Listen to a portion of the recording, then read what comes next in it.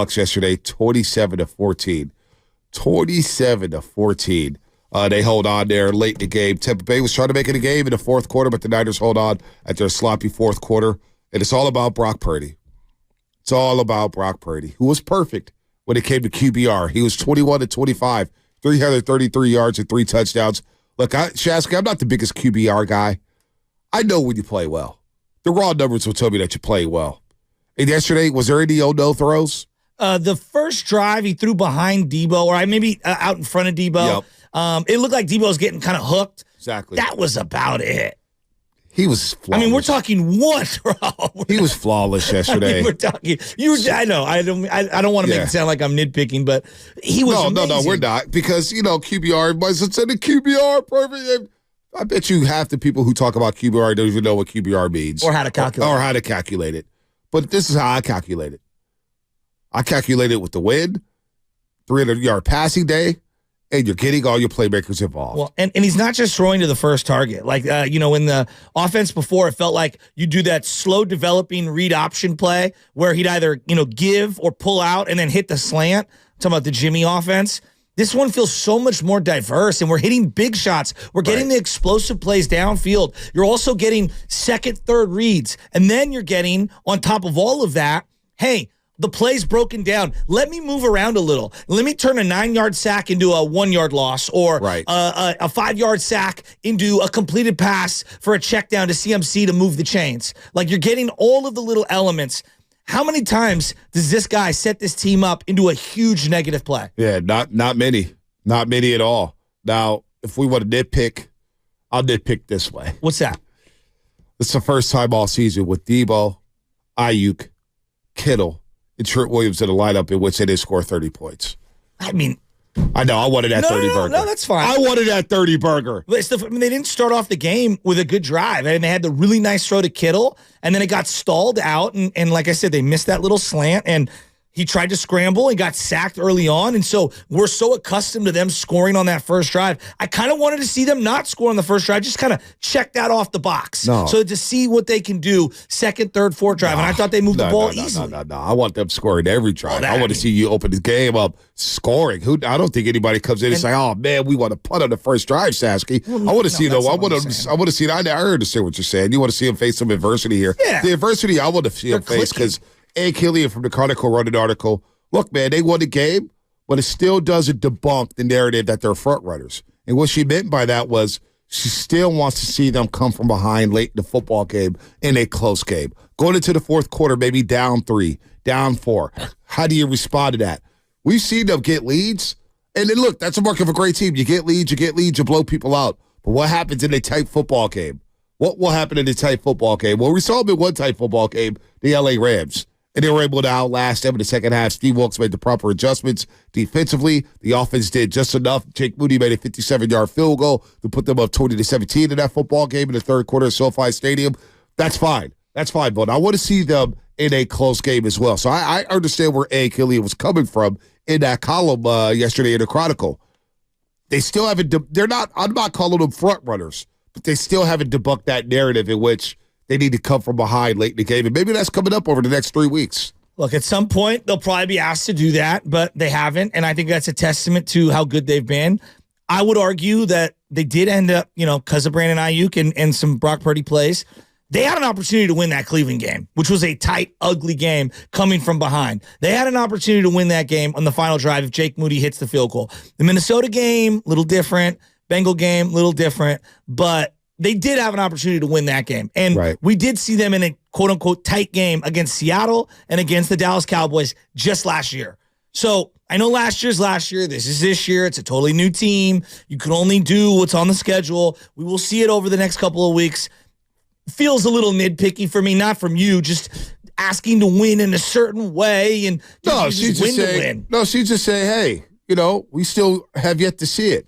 Now, maybe we never see it. I like going into the fourth quarter with a 3-touchdown lead or 2-touchdown lead. I like winning by 20. That's what I grew up watching in the 90s. Games were over at halftime with Steve Young and Joe Montana. I would go a little deeper, and I'd say, talk about that. There's short yardage, situational running could use a little work, right? And it's not because of CMC. I think that their offensive line isn't necessarily built to be a dominating short yardage type of a team. Yeah. And so that's where, that 4th and 1 late in that game to put that game away. CMC was pissed. He threw the tablet, whatever, the Microsoft Surface. He was, banging his helmet. He was really mad at himself. And I'm saying, like, hey, look, we'll get better. I think not having Banks out there, I think that's a part of it, because normally you can run over that left side of the line. Now, Purdy's going to get all the headlines, and he should. And I want to hear from Purdy about his not perfect QBR. I'm making a mistake there. Passer rating. I don't even know what the difference is. He's 21-25 for 333 yards and 3 touchdowns. People, hey, man, I got the best QBR passer rating. Like, we're just adding numbers. But Joey Gallo's war is the greatest war since Mickey Mantle. Dude, Purdy had an unbelievable day. And here's what he said about the perfect passer rating. Yeah, I mean, what an honor. What an honor. But, at the same time, I feel like, there's still some plays and stuff that, I wish I had back. So I'm not completely content with just that. But thought it was a great game with, the guys around me, the coaching and the play calling, all of it. So that's a testament to the team, really. So does Purdy care about passer rating at all? Dude, I still don't even really know what it means. Honestly, yeah. Thank you. So, yeah. Let me play that again. He speaks for all of us. Let me play that again. Purdy, do you care about the perfect passer rating? Dude, I still don't even really know what it means. Honestly, yeah. You're Brock. So, yeah. Purdy, I'm with you. I don't know what it means either. Here's what it means. It's a way for people who don't understand sports with their eyeballs to quantify who's good or not on a spreadsheet. I'm so done with some of the advanced numbers. It's ridiculous. He went 21-25. The game is played by players. What's that? 3 touchdowns. So I broke this down on the pregame show this morning because, people at 5 a.m. want to listen to quadratic formulas and the Pythagorean theorem. Oh, my God. All right, so this is what a perfect passer rating requires. This is what it requires. So it makes it a lot easier. Okay. 77.5% completion percentage. So, for example, that's 31 of 40. A minimum of 12.5 yards per attempt, and then 11.875% touchdown to attempts ratios, and also 0 picks. That's the minimum for a perfect passer. And what if a bunch of guys drop passes, right? See, what if I throw beautifully executed balls downfield? There was the Josh Allen interception the other day. Went right through the guy's hands, right? Oh, his passer rating's not as good because Gabe Davis has stone hands. I'm sorry. The advanced numbers trigger me. Purdy's freaking awesome. All right. See how the teammates glow when they talk about him. Listen to George Kittle talk about how great he loves Brock Purdy. Everyone's getting the rock. You know what I know that Brock Purdy's a good quarterback? Everyone's touching it. We're scoring tons of points. He's not taking huge sacks. He's not putting the ball in harm's way. And he is getting his team lined up for victory week after week after week and putting up numbers that we haven't seen since the 90s and the 80s. I'm not trying to poo-poo all the perfect passer rating and this and that. That's all cool. He's been really good. But you know what? He was really good yesterday. Really, really good. Here's Kittle on Brock Purdy. Yeah, system quarterback, right? It's crazy. Just a guy another guy who's just taking advantage of his opportunity. Brock's fantastic, the way that he, shows up every single day. Someone asked him about his mindset, how he can be so aggressive and protect the football. And he talked about being a surgeon. He talked about having zero fear. And just that quote from him by itself just shows his maturity level and how he understands the game and what it means to play quarterback at a high level while being aggressive at taking care of the football. So that really made me happy to hear that. But then he doesn't surprise me. He does that every single week. He does it every single day. And you can just tell, playing football aggressively and having fun time doing it makes it a lot easier. Bear with me on this for just a second. They're not the same player. I'm not saying that he's a Hall of Famer. I'm not saying that the situation he inherited is better, worse, whatever, because Steve was coming out of the shadow of Joe Montana, and there's layers to this conversation. But I feel similarly in that Steve Young, it came down to, well, did you beat the Cowboys? Did you beat the Cowboys in the NFC Championship game? Because if you didn't, you suck. Whether you're the MVP of the league or not, whether you throw up great numbers against the New Orleans Saints or, pick Team X, all that mattered was we were going to judge you at the end of the year in a one-game sample, which almost feels impossible to overcome, right? LeBron found himself in this similar zone where, do you win the finals? And do you take the last shot? It's like absurd the way we do the math.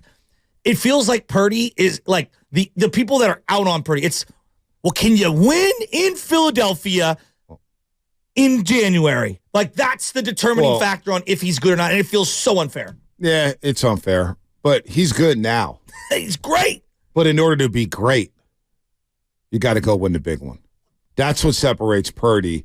That's where I'm at with it. I don't know how everybody. Do you I'm call all in Lamar with Jackson Purdy. Great? Huh? I don't want to get hung up on the good great. Do you call Lamar Jackson great? Mark Jackson, the Lamar head coach. Jackson. Lamar, I think he's really, really good. He's not great yet until you get the big one. I think he's a great player. Our meaning of the word might be a little different. Yeah, maybe, but he's very, very. Joe Burrow's great. I don't like to just throw the word around great because we call everybody great. We call everything great. It's a good very, point. very good. Very, very good. Great point. So, but this is really good. These are good numbers for Brock. And Kyle Batson. Shout out to Kyle Batson, ESPN 1320. Give it to me. 15 regular season starts for Brock Purdy. 69.7% completion percentage, 3,760 yards, 9.4 yards an attempt, 29 touchdowns, 7 picks, and pass rating 116.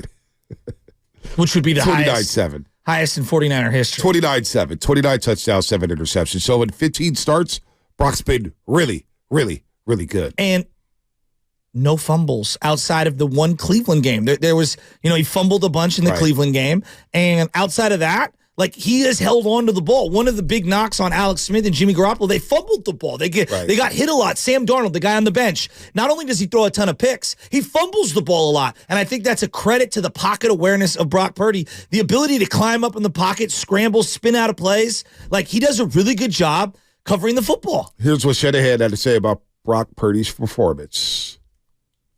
I thought he played real well. There was very few that he missed. Protected the ball extremely well. When there wasn't anything there, we didn't have any intentional groundings, and did a good job moving the chains also, especially at the end there on that keeper. And I thought he had a hell of a game. Hell of a game. What else, Shanny? I think Brock's been great because he's been consistent through it all. I mean, we never felt anything different with Brock during those 3 losses. I think he's pretty realistic, so he doesn't get into stuff that's not that accurate. And Shanny was asked whether or not he feared Brock Purdy playing timid after the 3 straight losses. I mean, you never know until people go through that, but I mean, the film was so good. So, I mean, the guy was playing unbelievable in those 3 losses. So there was nothing to really worry about. You just got to make sure he doesn't make up stuff that other people are making up. So you just try to get him to stick with practice, stick with the film, and doing what you're doing. And he had a couple back picks in those games, but there was none that he felt he had to change with what he was doing because he was playing such a high level in those losses too. So that's Shanahan on him, who had himself a weekend. Obviously, we all love Shanahan. He was serious yesterday at the podium. You see him with the jacket on, just straight up, no facial expressions, just talking. You know why? Why? Because he knows this next 3 weeks is big time for seeding in the NFC. Big time. Back to the Purdy thing for just a second here. It does, like, I get your point of view. I do. And a lot of people feel your way. On, like, you're going to be judged by Super Bowls. Like, look, he's a very good player, but for this team, because we understand the window for this team, whether it's this year or next year or however long, maybe the window stays open because you have Brock Purdy. But this fan base is dying for a Super Bowl. No doubt. And getting to the NFC Championship game for a lot of us will just not be good enough because we've been there, done that. How many active quarterbacks have started and won a Super Bowl right now in the NFL? Well, active, Brady just retired. You got Aaron Rodgers, you got Mahomes. That's about it. Rodgers, Stafford, Wilson, Mahomes. Yeah. We're talking about a very elite group of people. Rodgers is one of the greatest football players who's ever played. There's also a lot of young quarterbacks in the league, so you've had a lot of transition from Brady, Manning, Breeze, Roethlisberger, guys who have dominated that ring. So there's a lot of transition at the quarterback spot yet. But we're trying to see who's going to challenge Mahomes. Is it Jalen Hurts? Is it Kirk Cousins? You say ain't no Connell. No, he got in my ear and was like, Flacco just got signed this week, so you can add him. Yeah, it counts. Flacco. You know what? Flacco. But that's a great example. Like, Flacco was a good player for a long time. I wouldn't call him great by any stretch of the means, but he won a Super Bowl. So, like, does that make or break the guy's career. Like, yes, we always talk about him as a Super Bowl winning quarterback. Like, there's more baked into the discussion about who's good, who's great, who's not. And I just feel like it feels unfair to be like, not you, but people that are judging, all that matters is he elite in January and February. We're talking about such a high bar. Just enjoy the week-to-week greatness. Yeah, we are good. Great. We are enjoying the week-to-week greatness. I don't know who's not enjoying the week-to-week greatness. I don't know where that's coming from. I think everybody's enjoying what Brock Purdy's doing, especially James Harden. I'm not a system player. I am a system. And you know what? And you know what? That guy. And you know what? We are enjoying the week-to-week. But when it comes down to it, we get to the playoffs, nobody's going to be thinking about the Tampa Bay Buccaneers and the 27-14 victory. No doubt. We're not going to be thinking about beating Arizona 21-16. We're going to be thinking about, is this finally the year? Is this the year? And a lot of people believe we got the guy to take us over the top, and that's Brock Purdy. And I'm here for it. I've been enjoying the ride. I know you have been as well, and I feel like a lot of 49er fans are. We're watching a 23-year-old develop into his own on the fly, and he looks like he's been playing the position for 20 years. He looks great. I mean, he's unbelievable. Let's go to